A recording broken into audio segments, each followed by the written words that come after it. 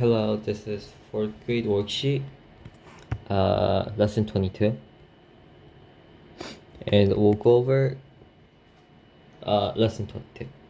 Okay. I'll try to do the ones that seems hard. So, like these ones, since your denominator is the same, you can just add the numerator, which is gonna be 8 over denominator stay the same, so it'll be 1.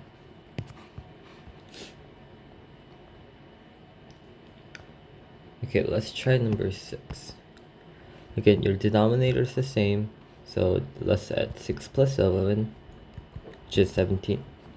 And your denominator stays the same, so it'll be 17 over 18. Okay, let's do number 8 and 10. Again, 7 plus 2, which is 10. Denominator stays the same, so it'll be 1. And number 9, 1 plus 3, which is 4 over 4 is gonna be 1. Okay. These ones don't have same numerator.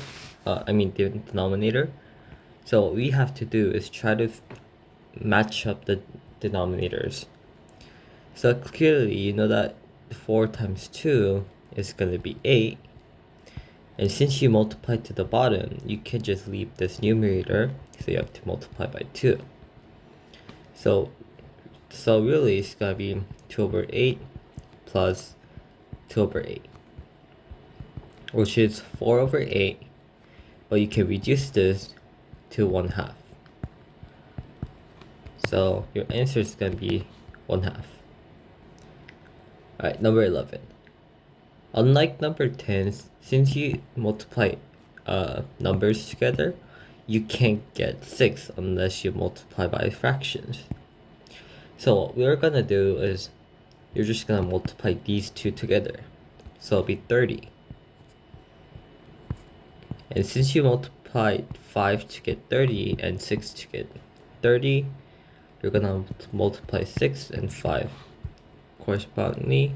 So it'll be like this. Will be 17 over 30. And there's no common factor inside 17 and 30 because 17 is prime number. So we can just leave it like that. Okay, this is the same thing as number 10. So multiply 2, both top and bottom. So it'll be 14 over 8 plus 8 over 1, which is 15 over 8. But we can make this into 1 and 8 over 7.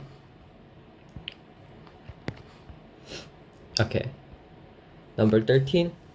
Again, you can multiply to get 10.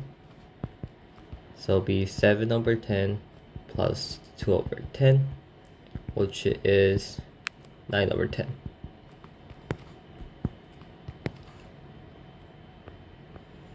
Okay, let's try number 15. So again, you can't find any thing to multiply to get number 8. The number itself 8. So you're just gonna multiply these together. So it'll be 56. And you're gonna cross multiply it like this. So it'll be 16, 7, and you add, so it'll be 23 over 56.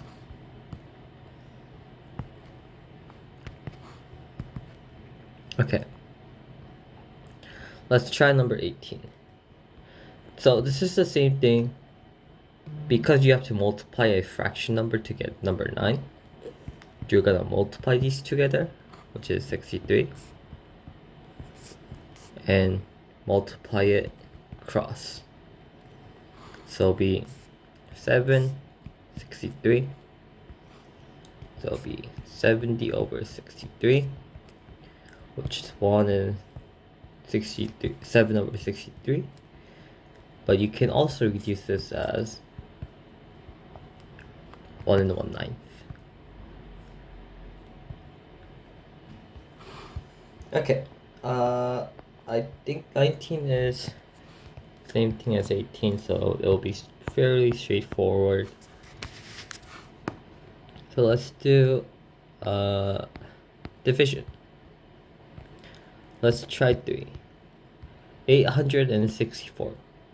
Very, very familiar number, right? Because 8 and 8 itself, and 64 is 8 times 8. So by just knowing that, you get the answer 108. This one is the same thing as number 3. You have 9, and 9 times 7, 9 times 8 is 72. So it'll be 108. Same thing. Again, you don't have to solve it like this. You can do the long division where you write it like this. And 1 goes down, and 0, 7, 0, 2, 8. Again, you'll get the same answer. But if you can see it like this, then it will kind of save your time. So you don't have to use the method to get an answer. There's always a shortcut. So if you can find it, then that's great.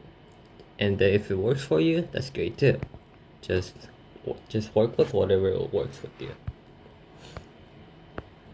Okay, I feel like the division is very, very straightforward. Or let's do number 10. 642 divided by 3. So 2 times, subtract, you get 0. 4 comes down. There's 1. So it'll be 1, 12, 4. So it'll be 214.